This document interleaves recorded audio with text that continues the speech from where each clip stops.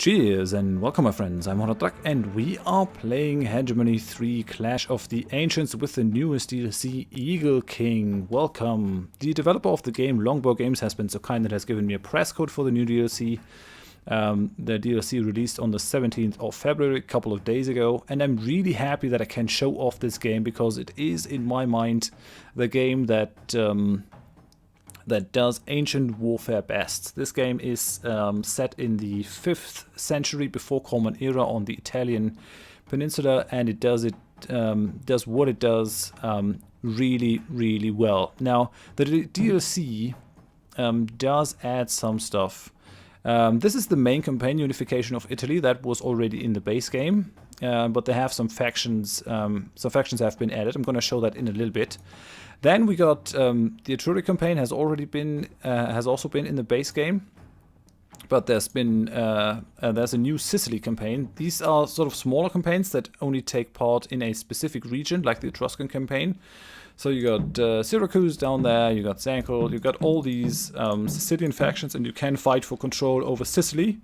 But you don't have all of Italy here, so that's actually a good campaign if you want to get started with the game. And apart from that, you also have a new game mode, a new home, where you can custom pick your army and invade Italy.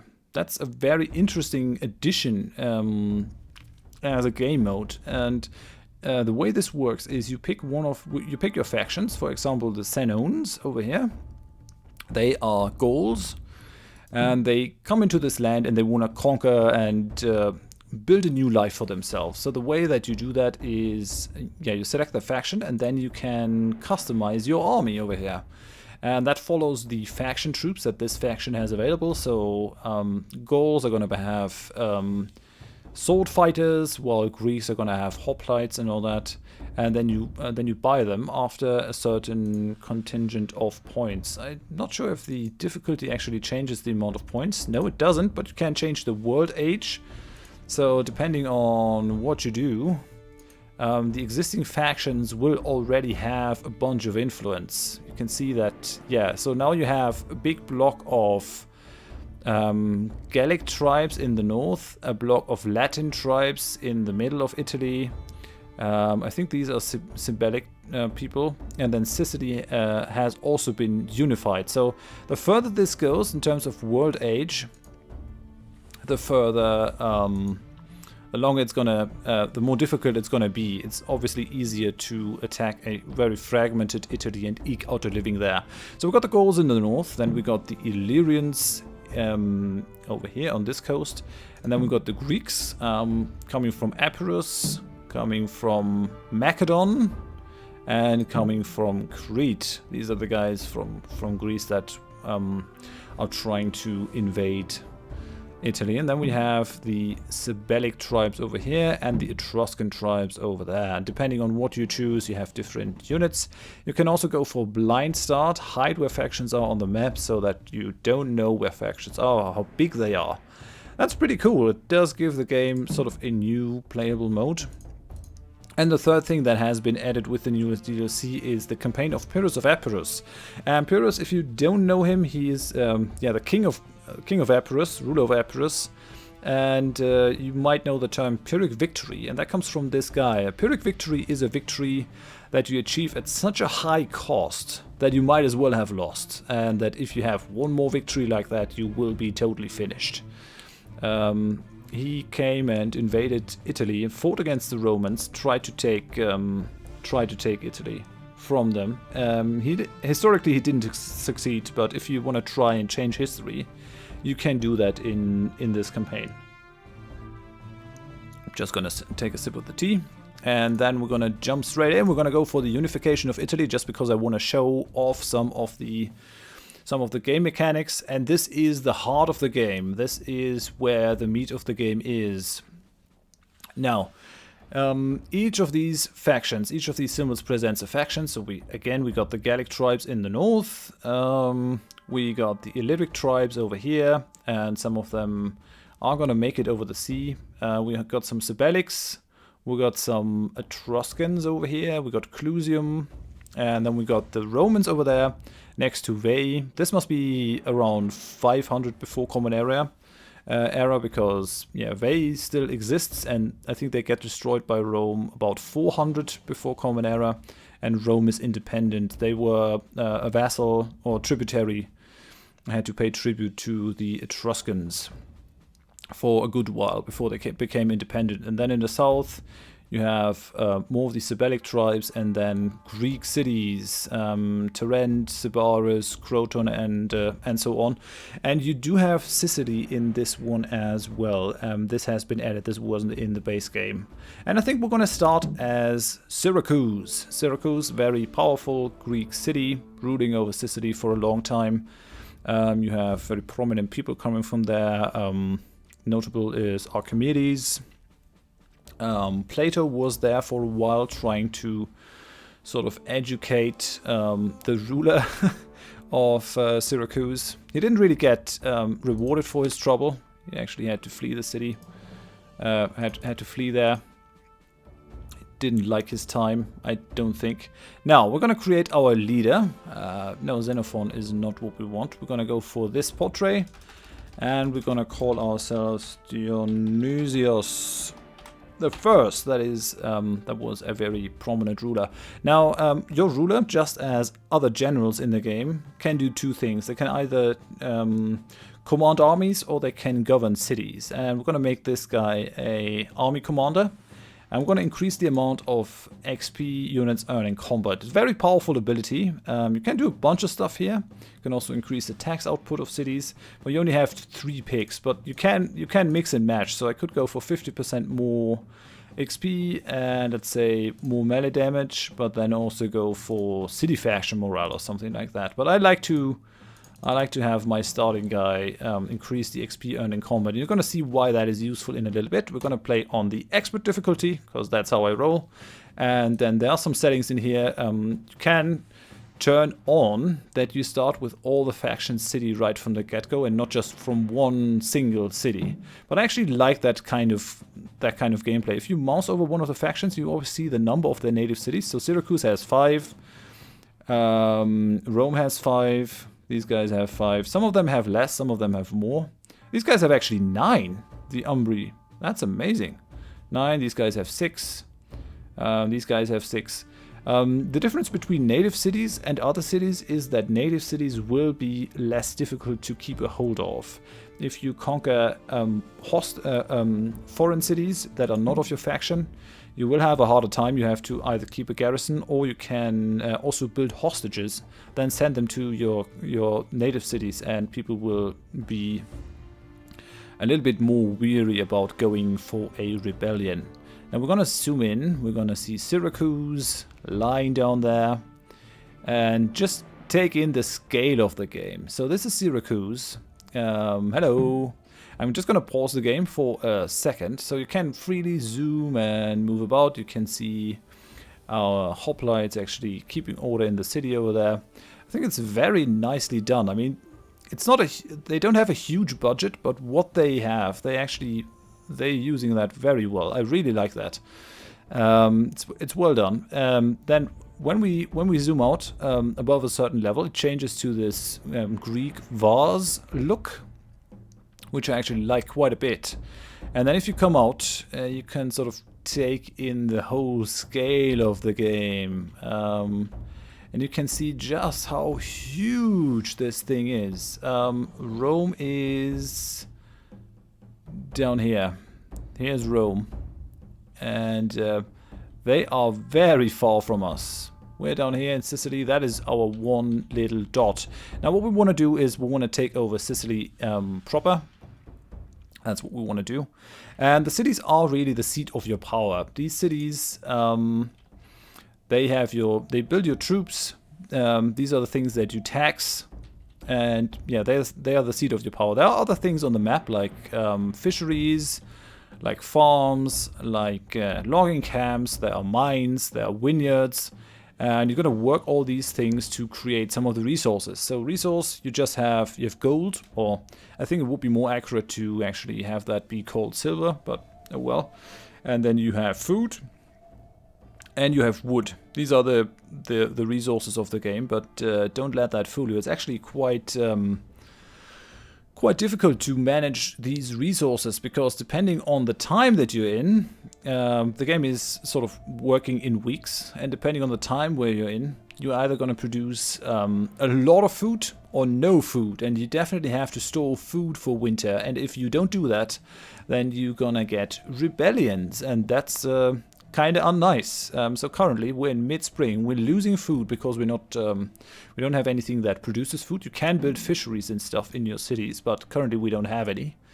We're producing 57 gold, which is pretty good, mainly because Syracuse actually has plus 15% population growth and plus 50% tax output as their sort of faction abilities. All the factions have bonuses. Some have, I don't know, increased morale for their units. They all have something, so each faction is unique, and each faction also does have their own unit types. We're Greek, so our you have civilian units and combat units.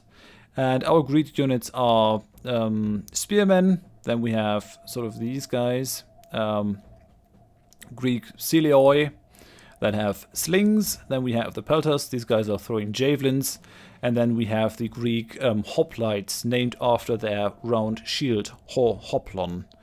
And then later, if you tack up, then you can get heavy hoplites. You can get the Greek phalangites, or Greek phalanx. First developed by Philip II of Macedon, and then you can also get the Greek hypastes, elite heavy infantry, shield bearers of their ruling king. And then there are also ships that you can build. We do have one unit of mounted javelineers. Different factions have different cavalry. I do think that the Rome has usable cavalry, but the Etruscans and the Gauls have a lot better cavalry than we can do. Our signature thing are the hoplites, but we're better off being able to recruit Greek hoplites in the beginning, because these guys are actually very, very strong. Now, for the civilian units, we can sort of recruit workers that we can have work in these buildings. They come in units of 20, and they take 1 recruit per man. You might have seen that that some of these military units actually take 1.5 recruits per man. The hoplites and these guys do. And the heavier units even take 2 recruits per man, which can be quite prohibitive. And you also see that, for example, a unit of Greek hoplites costs us 50 per week, and we're just making 57 per week. So you cannot just go and expand willy-nilly. You got to think carefully about what you do. Now, we got 1 unit already in our city. We got the Somatophylaces. Soma is the body in ancient Greek, and Phylaces, these are sort of the guards. So it's personal guard of the city. And this unit is formed of the sons of the realm's noble families, and if our city grows, the unit will grow as well, which is kind of nice. Now, how do you grow a city? You have these amphols, and each week this is going to grow by a certain rate up there, depending on how much food we give that city. And once this thing is full, we can click on this, spend a certain amount of wood, and gain some recruits, and it's going to advance to a level 2 city, and it's going to get another picture, a different picture, and it's sort of going to grow and grow and grow, and we're going to get more building slots in there as well. Currently we only have a building slot for a wall, wooden wall, but as you can see, it's going to cost us 20 gold per week. It does have a lot of advantages to have a wall, because currently any rebel or pirate that came along could start capturing our city. If you have a wall, they have to siege it down first before they can do anything to it. Right, so that's that. That is how the city grows. And the higher your city level, basically, the higher is the level of your 1 elite unit. If your units get vanquished, they do not vanish from the game. They do appear in their home city again, where you recruit them, or where you, in that city that you set as their home city, you can actually sort of recruit a unit over here and then set it to a different city and set that city as their home city, and they're going to appear there. Units can actually be leveled up in a nice way, and we're just going to pull these guys out because I wanna show them off. So these are Somatophylaces. Hello. They do have the characteristic shield and the spear. They do have their helmets, and they all look a little bit different, which I'm actually quite happy about. I like that, because hoplites were traditionally responsible for their own equipment. And yeah, right, so where was I? Yeah, you can level each of these units up individually.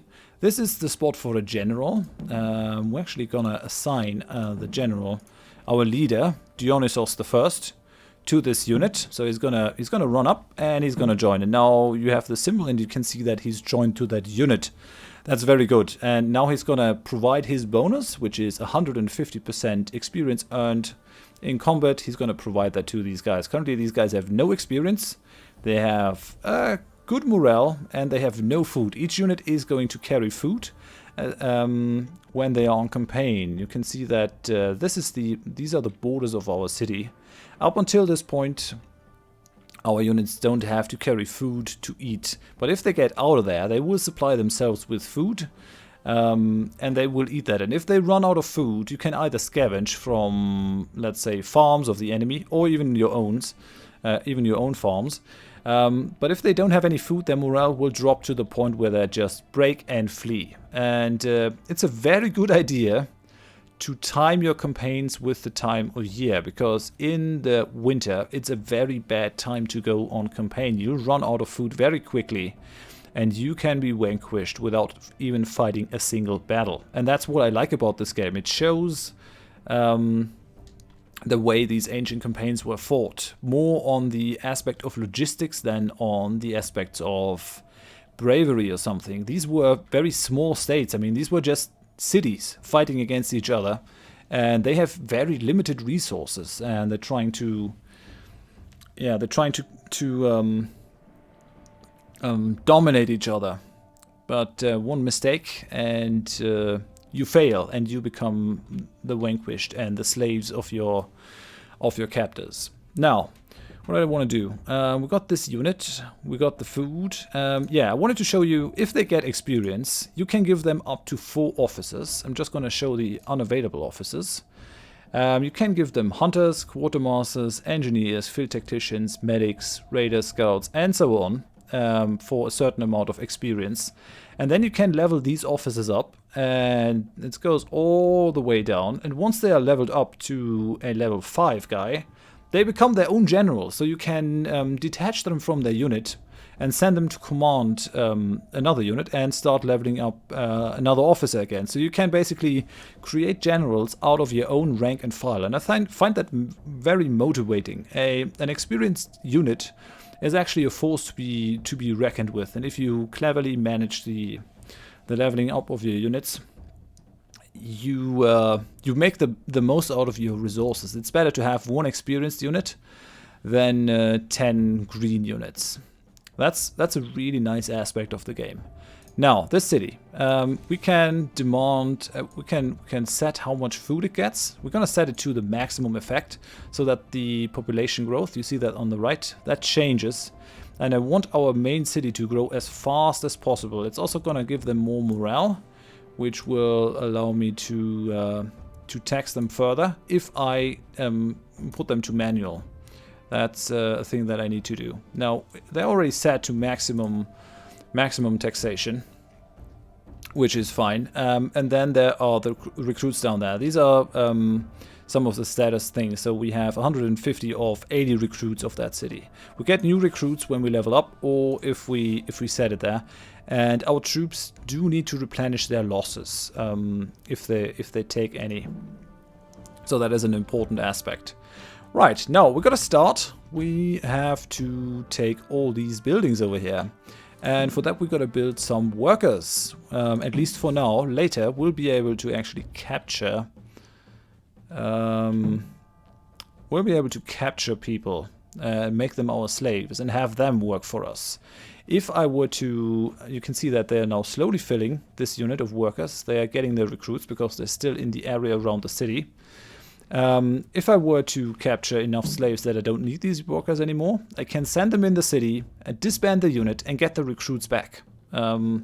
Which is kind of the thing that you have to do, and it's also very historically correct. I really like that. You might remember from your history lessons that, for example, Sparta had a huge amount of slaves compared to their native free population. And that's basically what this game can simulate as well, sort of having a crap ton of slaves and more only using your native city population for military units that hold these slaves down.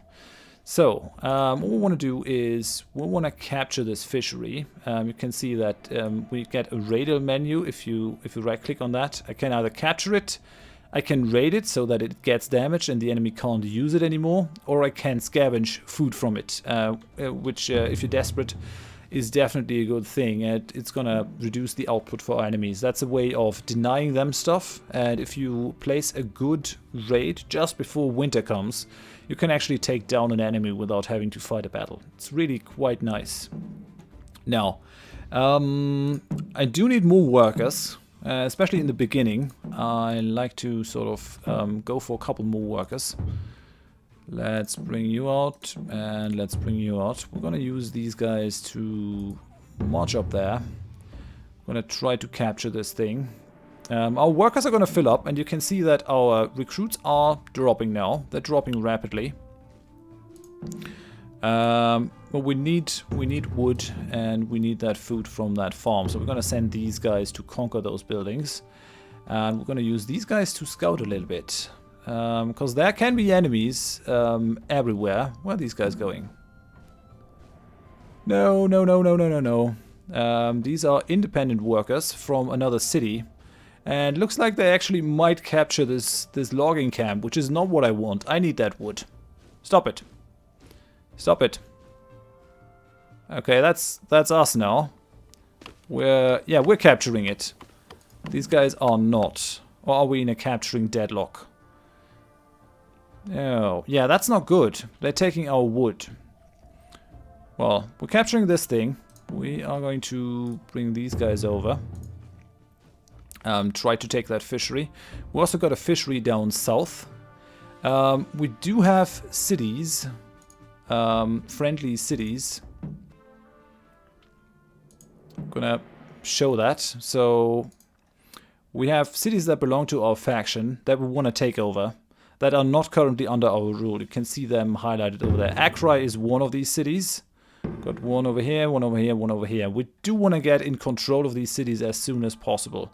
Right, now you can see this sign over these buildings. That means that they are not connected to anything where they can store their resources. So we're going to build a road. Going to build a road to Syracuse. And you can see that it cost us 3. This cost me 3 gold per week to just have those wares delivered back to our city, which is a bit of a problem. So yeah, overextension is definitely a thing in this game. Okay, so we're taking that building. We've got these workers in there, and we're going to connect that with our main city. Now this over there is a bandit camp. You can build camps as well if you want to. They can be used as sort of hubs for resource collection and stuff. But currently, these are raiders, plunderers. They will come and attack our farms. They're going to try to scavenge or make slaves out of our people, and we have to protect our lands. So that is one of the things that we have to do. Now, I really would like to visit all of these cities, try to see what they want to join our empire. And yeah, then once we got all our cities under control, we're actually going to go ahead and take over the rest of Sicily. It's going to be very interesting to see how this new Sicilian campaign works. And once we've got Sicily under control, I mean, the world is our oyster. We could go and take over Italy. It's going to take a huge amount of time, though, so I'm not sure how far we're going to play it. It depends a little bit on the response for this. What I should show is the diplomacy over here. There's only basically, it's a very simple diplomacy system. So everyone that you have has a hostility score and an intimidation score. And depending on the intimidation score, they are either going to pay you a tribute, or you're going to pay them a tribute if you want peace. There are only 2 things. There's only truce or war. That's the 2 states that you're in. So ultimately, you're not going to conquer everyone.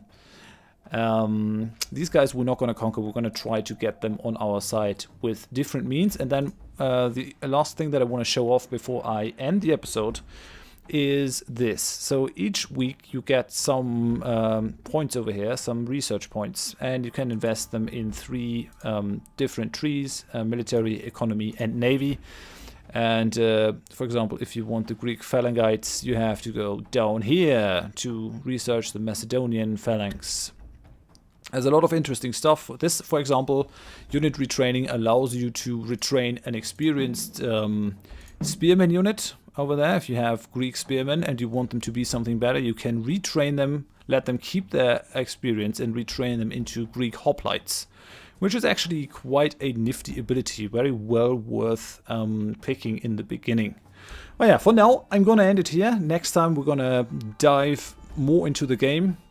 If you enjoyed the episode, please leave a like. It's especially helpful in the first episode of a series, because it does help the series show up in search results and all that good stuff. If you didn't enjoy the episode, then please tell me why in the comments. Also, leave me any other questions in the comments that you want answered. And if you want to see more of the series, then please consider subscribing to the channel. I do hope that you join me for the next episode. Thanks, and bye-bye.